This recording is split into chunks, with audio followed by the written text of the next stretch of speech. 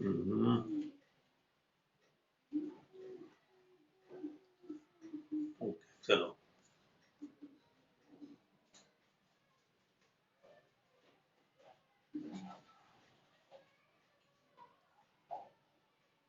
रितेश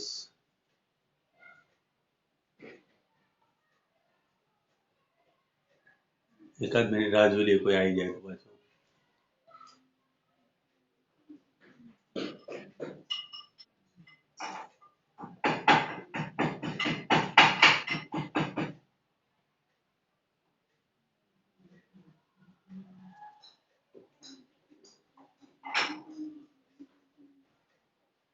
चलो 16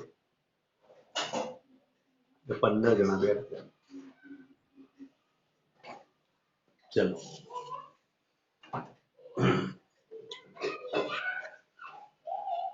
પેલા દાખલા મેં તમને 41 વર્ષના મૂકેલા છે ધ્યાન રાખજો અને ગણવાનો પ્રયત્ન કરજો સોલ્યુશન પણ નીચે આપેલા જ છે દીપેશ રીતેશ જસાણી પ્રાચી બધાને કેવું નીચે સોલ્યુશન આપેલા હશે બરાબર તમે જોવાનો પ્રયત્ન કરજો અને છે જ ને બધા જોડે તો વાંધો નહીં ચલો એને ગણજો બધા ગુંજન ચલો ઓકે ચલો હવે અહીંયા આગળ એક દાખલો છે 11 માંનો એક દાખલો છે નાનો એ જરા હું જોવા માંગુ છું કે તમે એને કઈ રીતે સોલ્વ કરો છો ચલો સિમ્પલ દાખલો રકમ બકમ એવું કશું લખતો નહીં ખાલી હું તમને એટલું કહું એક બ્લોક છે ને આ રીતે દબાયેલો છે કે રીતે આ રીતે બરાબર આ બ્લોકને આ રીતે દબાઈને દિવાલ સાથે એની પર બળ આપેલું છે બાહ્ય બળ જે આપ્યું છે એ બાહ્ય બળ 40 ન્યૂટન આપેલું છે બરાબર 40 ન્યૂટન આપીને એને આ બ્લોકને આ રીતે રાખેલો છે હવે જો એને સમસ્થિતિ દિશામાં સમક્ષિતિ દિશામાં F' એ આપેલું છે તમને 15 ન્યૂટન આ બ્લોકનું દળ જે છે બ્લોકનું દળ બરાબર તમને આપે છે 2 kg અને એનો ઘર્ષણાંક આપેલો છે એ તમને આપેલો છે 0.5 તો શું બ્લોક ગતિ કરશે એક પ્રશ્ન છે બરાબર ફરી વાર સમજાવી દઉં આ એક એડમિટ કરવાનું ચલો થઈ ગયો જોઈન ચલો અહીં ધ્યાન આપી દો માની લો કે એક બ્લોક છે આ બ્લોક બરાબર આનું દળ 2 kg છે કેટલા kg છે 2 kg હવે આ પાછું લપસી પડે ચલો આ બ્લોક 2 kg નો છે મેં આને આ રીતે દબાવ્યો આ રીતે 40 ન્યૂટન અંદરની તરફ આપેલું હવે એક બીજું બળ હું આ દિશામાં આપું છું કેટલું 15 ન્યૂટન ક્લિયર તો આ બ્લોક સરકે કે નહીં સરકે ગતિ કરશે કે નહીં કરે અને જો ગતિ કરતો હોય બરાબર જો તમારો જવાબ હા હોય તો એનો થીટા તમારે શોધવાનો રીતે સમજ પડી દાખલાની અંદર હું શું કહેવા માંગુ છું એક બ્લોક તમારે લેવાનો એ બ્લોકને દિવાલ સાથે રાખવાનો અને દિવાલની અંદરની તરફ તમે બાહ્ય બળ કેટલું 40 ન્યૂટન આપ્યું અને એક બીજું બળ હવે એવા કોઈ સવાલ ના ઉત્પન્ન કરશો કે સાહેબ એને બીજી તરફ બળ કેવી રીતે આપ્યું એ આપ્યું બરાબર એ આપણે એ નહીં જોવાનું આપણે આપેલું છે બળ સમસ્થિતિ દિશામાં એના 15 ન્યૂટન બળ આપ્યું એનું દળ તમને આપ્યું છે 2 kg ઘર્ષણાંક તમને આપેલો છે 0.5 તો શું બ્લોક ગતિ કરશે આ એક પ્રશ્ન છે બોલો કઈ રીતે જવાબ લવાય એનો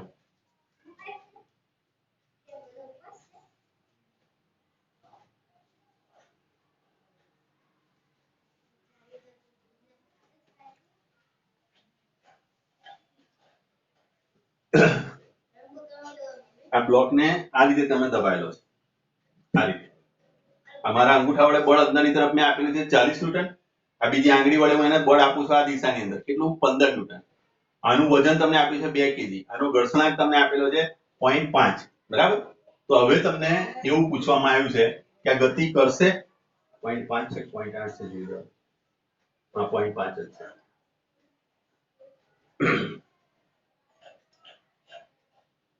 તમે વિચારો, 2 મિનિટમાં આવી ગયો પાણી પીને. ચલો વિચારી લો. વિચારો છો ને કે પછી જવાબ કહીને જવું? રીતેશ, પ્રાચી, દીપેશ? હા, પાણી પી આવો. ચલો ત્યાં લગીને વિચારી લો.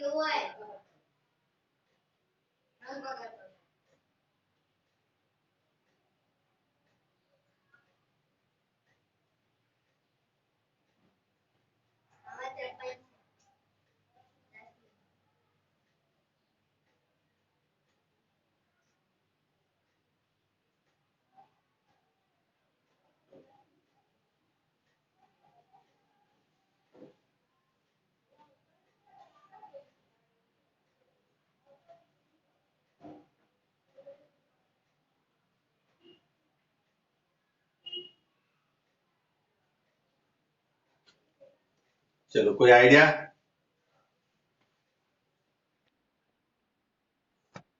નહીં ખસે. સારું, મને એ તું કે ખસે કે ના ખસે એનો આધાર કોની પર? કયા બળ પર? સમસ્થિતિ બળ પર જ રહે, બીજો કોઈ મતલબ નહીં રહ્યો એનો મતલબ. હા, એવું કઈ ઘર્ષણ બળ બોલ્યો કોણ? જસાણી બોલ્યું મારા ખ્યાલથી. કોણ બોલ્યું? રીતેશ બોલ્યો.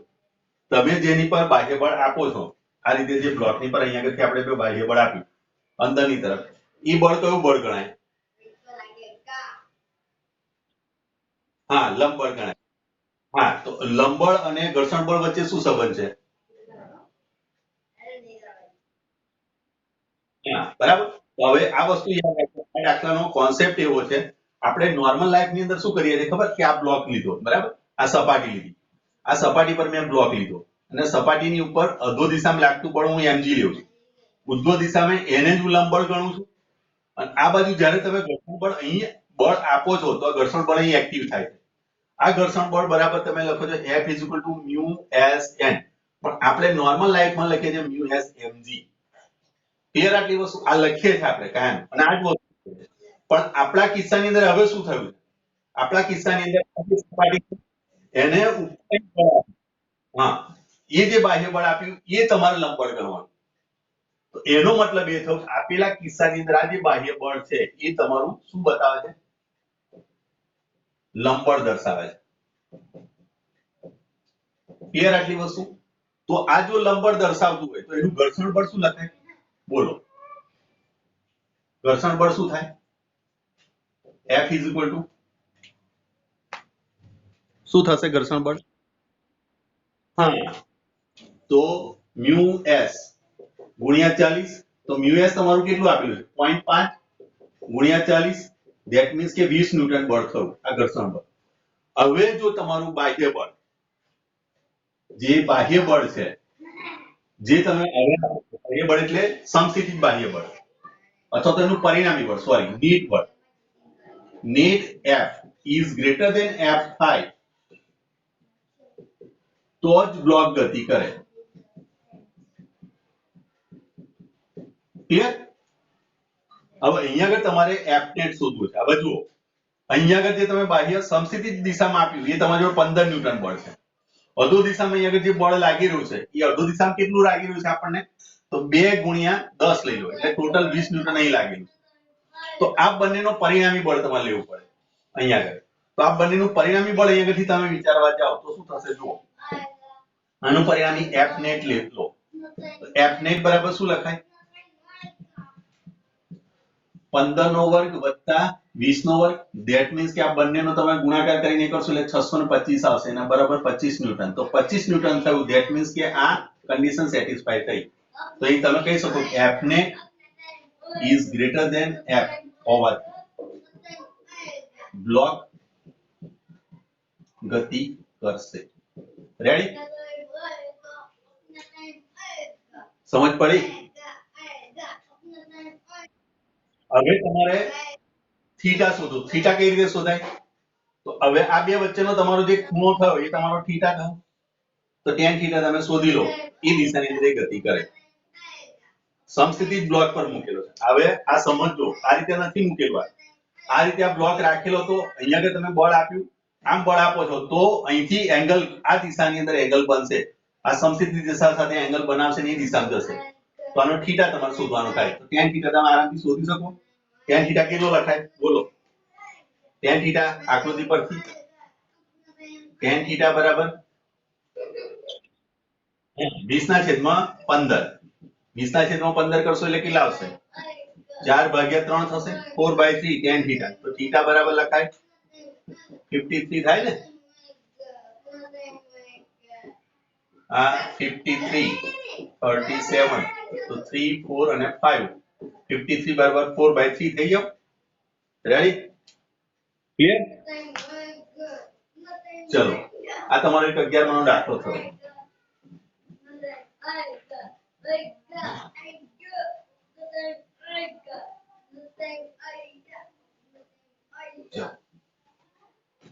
હવે આપણા મેગ્નેટિઝમ પર જતા રહીએ. બરાબર? ચલો હવે મેગ્નેટિઝમ ની અંદર હું તમને શું કહું કે આગળના થોડાક પ્રશ્નો છે એ પણ જોઈ લઈએ. મેગ્નેટિઝમ એટલે કે મેગ્નેટિઝમ ને શરૂ કરેલું છે એમાં એમસીક્યુ આપણે સ્ટાર્ટ નથી એટલે કે દાખલા સ્ટાર્ટ કરેલા હતા. બરાબર? મેગ્નેટિઝમ ચલો અહીંયા આગળ શોર્ટ ક્વેશ્ચન એટલે તમારે પ્રશ્નોના જવાબ આપવાના. ટૂંકા પ્રશ્નોના જવાબ આપેલા છે. એસસી વર્માની અંદર છે ટૂંકા પ્રશ્નોના જવાબ. એ તમારે શોધવાના છે આગળ. બરાબર? એમાં ક્વેશ્ચન નંબર પહેલો આપેલો છે. બરાબર? હવે બીજી વસ્તુ એ કહી દઉં કે સૌથી સારી ક્વોલિટીના ક્વેશ્ચન હશે. અને ધ્યાનથી જરા સમજવાનો પ્રયત્ન કરજો અને એનો જવાબ લાવવાનો પ્રયત્ન કરજો. મોટા ભાગે આની અંદરથી ક્વેશ્ચન પૂછાય. બહુ ધ્યાન રાખજો. ચલો પહેલો સવાલ આપણને એવું પૂછ્યો છે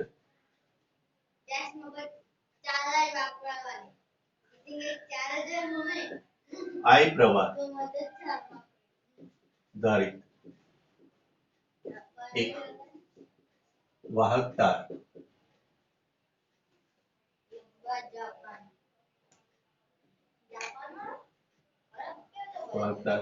ની નજીક એક વિદ્યુત ભારિત પણ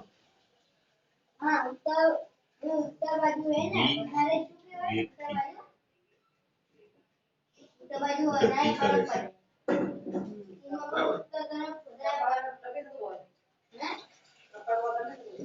તેથી તેના પર ચુંબકીય બળ લાગે છે. બરાબર?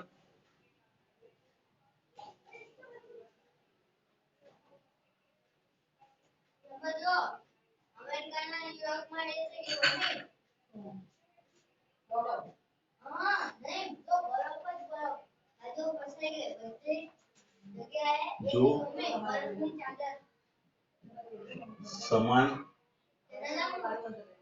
કોણ જો if the same particle is same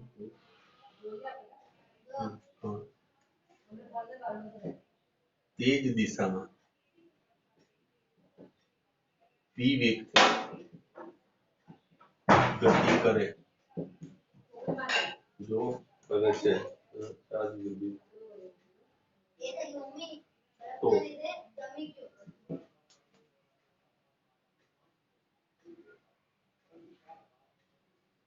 વિદ્યુત ભાર સ્થિર થાય છે.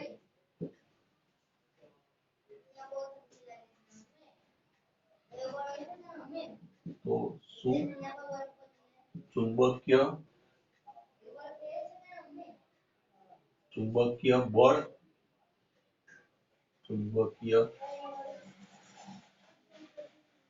શૂન્ય થયું હશે કે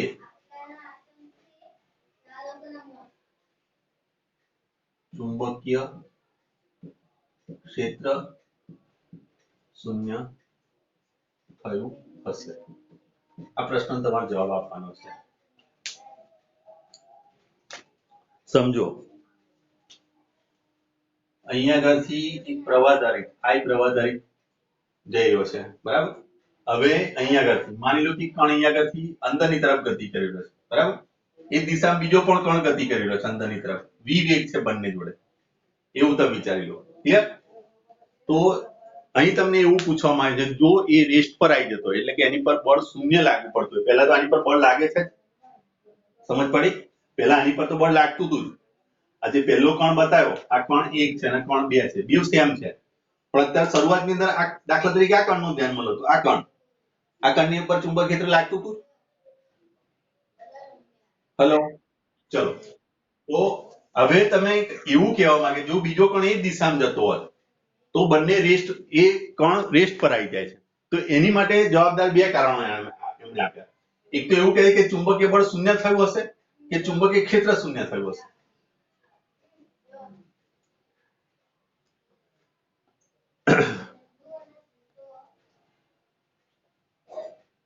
રકમમાં સમજ પડી છે ને પહેલા પેલું પછી તમે મને જવાબ આપી શકશો રકમ નહીં સમજાય તો નહીં સમજ પડે ધ્યાન રાખજો રકમ દરેકને સમજ પડી ગઈ રીતેશ જસાણી પ્રાચી દીપેશ બાકી બોલવા પડશે મારે બોલો સમજ પડી છે રકમમાં શું કહેવા માંગે છે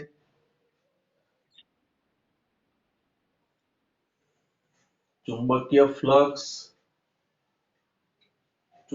શૂન્ય કેવી રીતે થાય મને એક વાર ચલો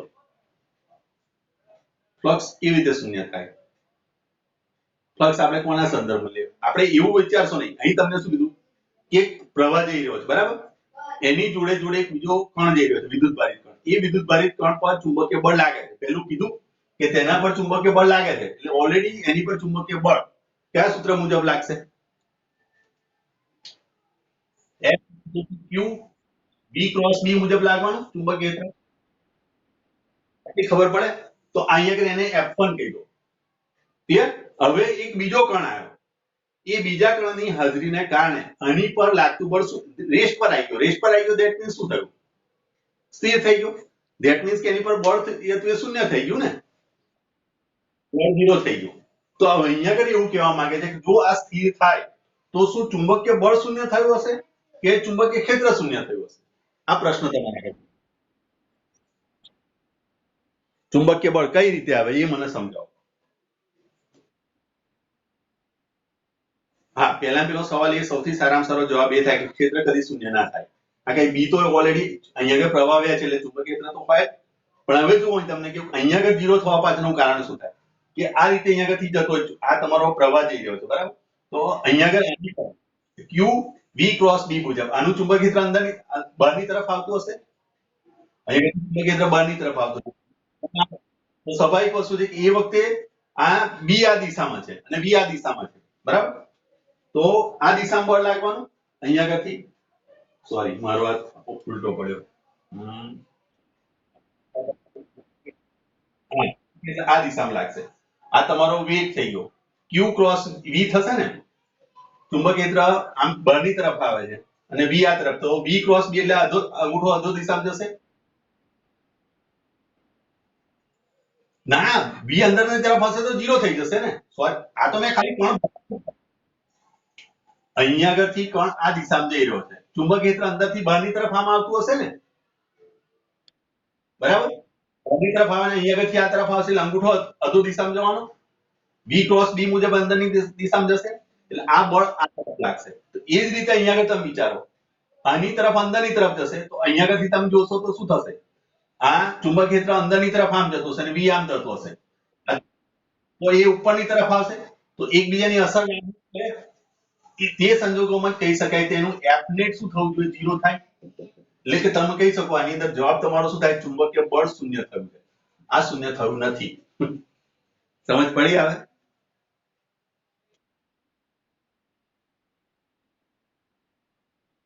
સોરી કદાચ મેં બોલી ગયો હતો તો મારી ભૂલ છે કારણ કે અંદરની તરફ લાગે તો શૂન્ય જ થઈ જાય ને તો એની પર બળ લાગે નહીં તો પહેલી કન્ડિશન હા તો શૂન્ય જ થઈ જાય ક્લિયર ઓકે ઓકે ચાલુ કરી છે ને પેલું એ વિડિયો ઓકે ચલો આ પહેલો પ્રશ્ન થયો બરાબર એના પછી સેકન્ડ આવા પ્રશ્નો ખાસ પૂછાય તમને ધ્યાન રાખજો એ કોણ શૂન્ય થાય નહીં. ચલો હવે તમને સેકન્ડ પ્રશ્ન આગળ પૂછો. સેકન્ડ પ્રશ્ન દરેક વસ્તુ જોજો, વિચારજો.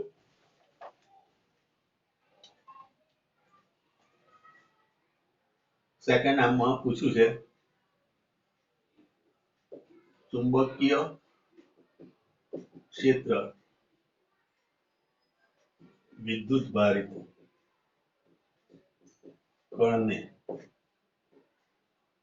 પ્રવેગિત કરી શકે છે. શું ચુંબકીય ક્ષેત્ર વિદ્યુત ભારિત કણને પ્રવેગિત કરી શકે છે? તેની ઝડપ પણ વધારી શકે છે. ચલો, શું ચુંબકીય ક્ષેત્ર વિદ્યુત ભારિત કણને પ્રવેગિત કરી શકે છે? તેની ઝડપ પણ વધારી શકે છે? આ પ્રશ્ન તમારી આગળ છે.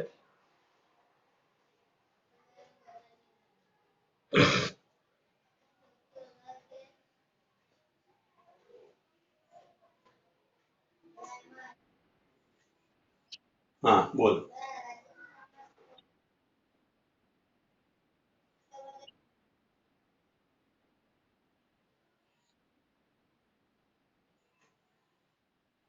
ઓકે, હવે જુઓ, પહેલા પેલો હું તમને એ કહી દઉં, તમારા માઇન્ડમાં પેલું સાયક્લોટ્રોન ઘૂમતું હોય ને તો એ હમણાં સાઈડ પર મૂકી દો. તમે જસ્ટ એવું વિચારો કે અહીંયા આગળ આપણને એવું કીધું છે ખરું કે આ વિદ્યુત ભારિત કણ ગતિ કરે છે. આ લોકો છે ને આપણને છે ને ઉલ્લુ બનાવશે. આ આપણે પહેલી નજરે તો મને એવો ખ્યાલ આવી જાય છે કે F is equal to Q E cross B સૂત્ર હું સીધું વાપરી લઉં અને પેલું વર્તુળાકાર માર્ગ લઈ લઉં, MB સ્ક્વેર અપોન R ને બધી વસ્તુ મારા માઇન્ડમાં આવી જાય, તમારા માઇન્ડમાં આવી જાય.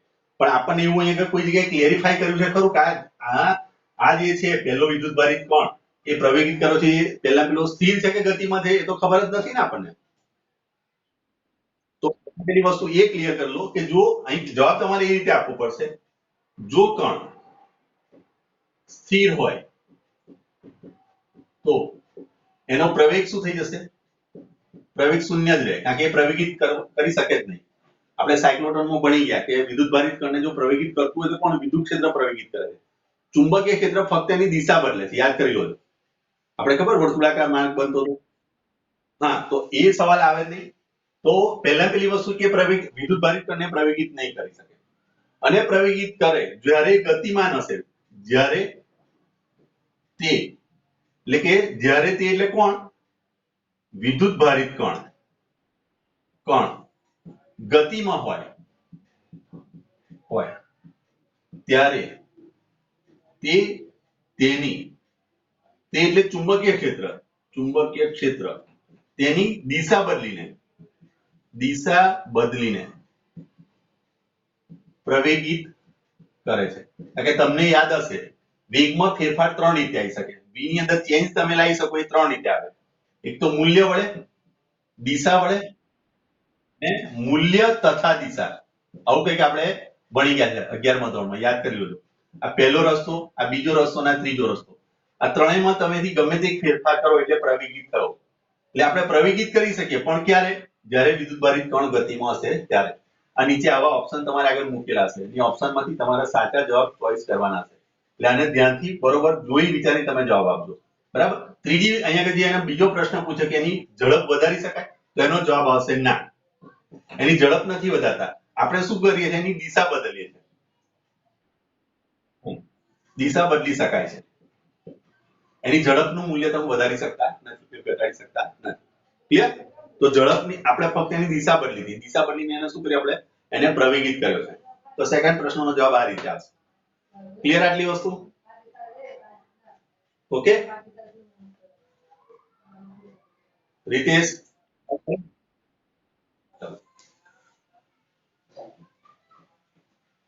ત્રીજો પ્રશ્ન.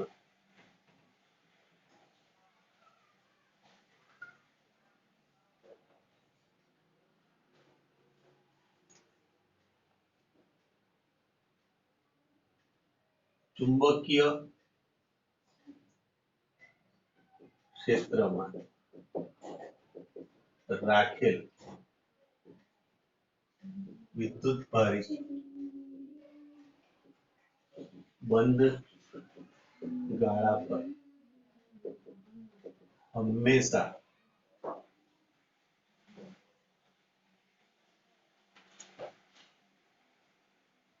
ગાળો હંમેશા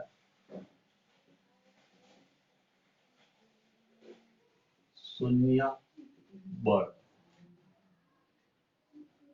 અનુભવે છે. ક્વેશ્ચન આવો પૂછો તમે.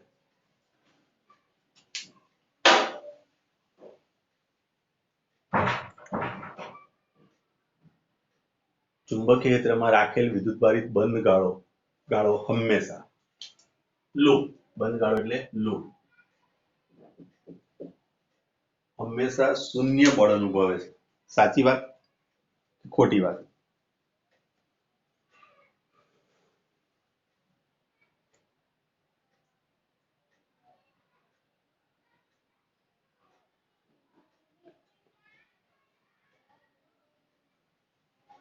બોલો.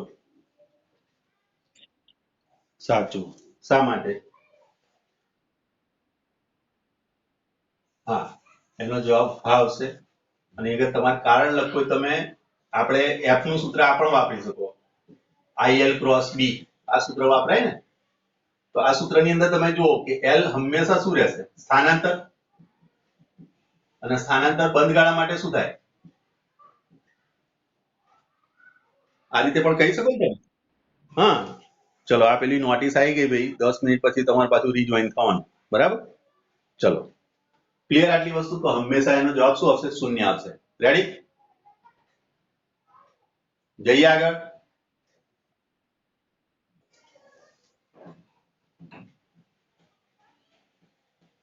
એના પછીનો ક્વેશ્ચન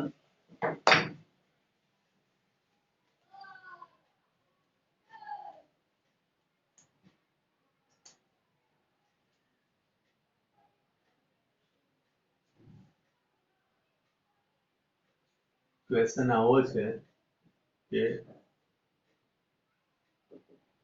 ઉષ્મીય ઉર્જાને લીધે વાહકમાં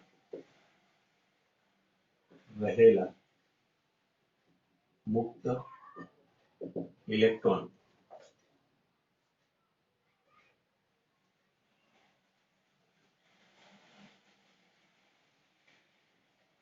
અચળ ગતિ કરે છે. બરાબર? ચલો આવો વાહક કોઈ પણ પ્રકારનો પ્રવાહ ધરાવતો નથી. બરાબર? સ્પષ્ટ કીધેલું છે કે આવો વાહક કોઈ પણ પ્રકારનો પ્રવાહ ધરાવતો નથી. બરાબર? નથી. તેને ચુંબકીય ક્ષેત્રમાં મૂકવામાં આવે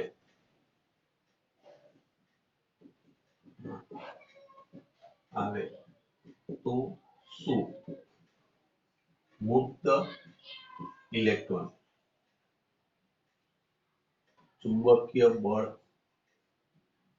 અનુભવે? બરાબર?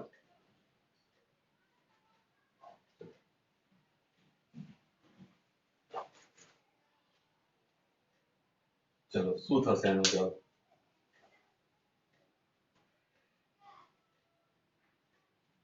ઉષ્મીય ઉર્જા. હવે એક વાહક તાર બતાવ્યો છું.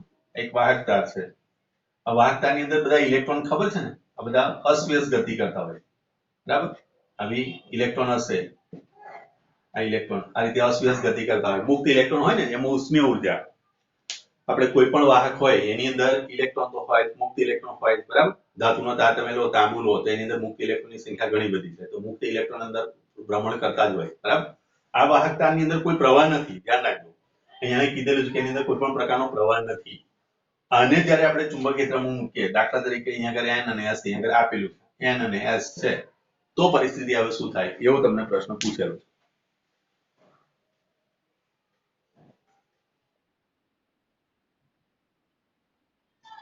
શ્યોર?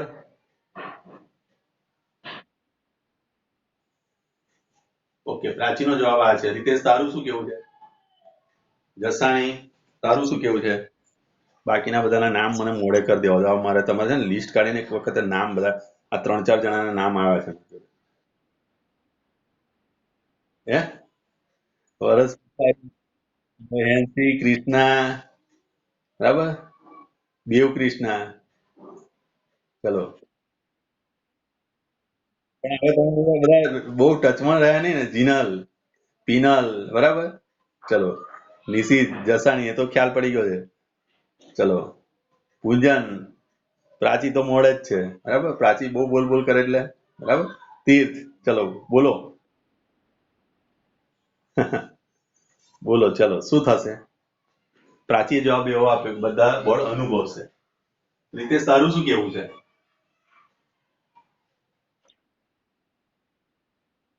તારું જ એવું જ છે કેવું, બરાબર. ચલો, જસાણી, તારું શું કેવું છે? દીપેશ, પૂજન, ચલો, કૃષ્ણા, જીનલ, બોલો. હવે તમે પહેલા તમારું બીજું ત્રીજું ચેપ્ટર યાદ કરો. અહીંયા આગળ જયારે અસ્વ્યસ્ત ગતિ થતી હોય તો એની પરિણામી અસર શું થાય? તો 0 થશે ને. હવે જમ વિચારો, આ એક ઇલેક્ટ્રોન, આનો 1 છે, આ 2 નંબર, આ 3 નંબર છે, બરાબર. આની પર લાગ્યું બળ F1, આની પર લાગ્યું બળ F2. હા, F = Q V × B મુજબ, આ મુજબ તમને બળ લાગવાનું. પણ બળ કઈ રાશિ છે? સદિશ રાશિ છે. અને અહીંયા આગળ થાય છે બધી કઈ અસ્વ્યસ્ત ગતિ થાય છે. તો એની પરિણામી અસર શું થાય? પરિણામ શું થશે? શૂન્ય થશે. તો સ્વાભાવિક આપણે કહી શકીએ ખરા એ બળ અનુભવશે, પણ એની પરિણામી અસર F નેટ તમારું શું થઈ જશે? 0 થઈ જશે. ક્લિયર? કારણ કે આ બધા અસ્વ્યસ્ત ગતિ કરવાના. સમજ પડી? બળ અનુભવશે. દરેક ઇલેક્ટ્રોન મુક્ત રીતે બળ અનુભવી શકશે. આ તમને ઓપ્શન આપેલા છે, આ બધા તમારા નીચે ઓપ્શન આપેલા છે. ખાસ કરીને મેથ્સ વાળા આ બધી વસ્તુ ધ્યાન રાખજો. જે તમારું પેલું પેપર નીકળશે, કયું તમે જે પહેલું મેઇન પાસ કરીને જે તમારું એડવાન્સ ની અંદર આ ટાઈપના જે સવાલ હશે, આ વધારાના આ સવાલ હશે. અને કદાચ મેઇનમાં પણ આવા સવાલ તમને મૂકી શકાય. તમારું બ્રેન વર્ક માપી લેશે. અહીં તમારો કોન્સેપ્ટ કયો હતો? પહેલા ચેપ્ટર, બીજા ચેપ્ટરમાં છે કે ભાઈ અસ્વ્યસ્ત ગતિ કરતા હોય, પ્રવાહ વાળું પહેલું જ તમારું, બરાબર. પ્રવાહની શરૂઆતમાં જ કીધેલું છે કે કોઈ પણ વાહકતાની અંદર બધા ઇલેક્ટ્રોન અસ્વ્યસ્ત ગતિ કરતા હોય, બરાબર, તો એની પરિણામી અસર શૂન્ય થાય. નહીં તો આપણે કોઈ પણ તાર અડક્યા, આ ધાતુને મૂળભૂત મને કરંટ લાગવો જોઈએ. કે જો બધા ગતિમાં આવતા હોય તો સ્વાભાવિક વસ્તુ છે, મને આ ઝટકો લાગવો છે, પણ એવું થતું નથી.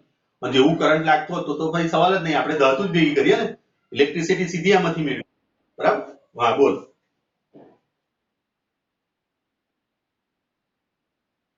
હા, તો અહીંયા આગળ બધા અહીં અહીં ગતિ કેવી થાય?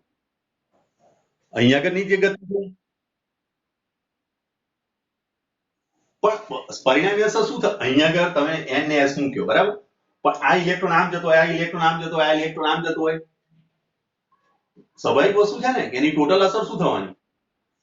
રેન્ડમ અસ્વ્યસ્ત ગતિની પરિણામી અસર શું થાય? શૂન્ય થાય. આપણે પહેલેથી જ ભણી આવ્યા છે. એમ તો તમે જોઈ શકો તો તાંબાની અંદર તો 10⁻23 ઇલેક્ટ્રોન છે. તાંબાનો તાર તમે લઈ લો તો એની અંદર તો મુક્ત ઇલેક્ટ્રોન કેટલા થાય? 10⁻23 ઇલેક્ટ્રોન થયા મુક્ત. તો સપાટી પર જ હોય છે.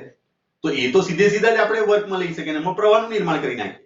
અને જો એને તમે ચુંબક ક્ષેત્રમાં મૂકી રાખો, બરાબર, એને તમે મૂકી રાખો તો શું થયું?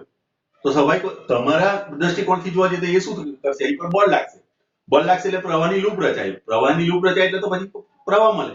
તો એનો મતલબ એ થયો કે હું મારા ઘરની અંદર 2 મેગ્નેટ મૂકી દઉં, આ બાજુ n ને આ બાજુ s. તો જેટલી બી અંદર ધાતુ પ્લેટ છે, ધાતુની પ્લેટ છે, બધા પ્રવાહ વહેવા લાગે ને. જ્યાં સુધી આ બેને હું નહીં કરાવું તો ફ્લક્સમાં ફેરફાર નહીં આવે, ત્યાં સુધી પ્રવાહનું નિર્માણ શક્ય નથી. તો ફ્લક્સમાં તો ફેરફાર અહીંયા આવવાનો જ નથી. સમજ પડી? અહીં ચુંબકીય ફ્લક્સમાં તમે ફેરફાર કરો. આ વાહકતાને હું કદાચ ઉપર નીચે કરું ને અહીંયા આગળ, હા, તો નિર્માણ થાય. આને ઉપર નીચે કરું, આને આમ તેમ કરું, કાં તો આ n ને કારણે s ને ગોઠવું. હા, આવું પણ પ્રશ્ન પૂછી શકે. જો અહીંયા આગળ આનો જવાબ શૂન્ય છે તો હવે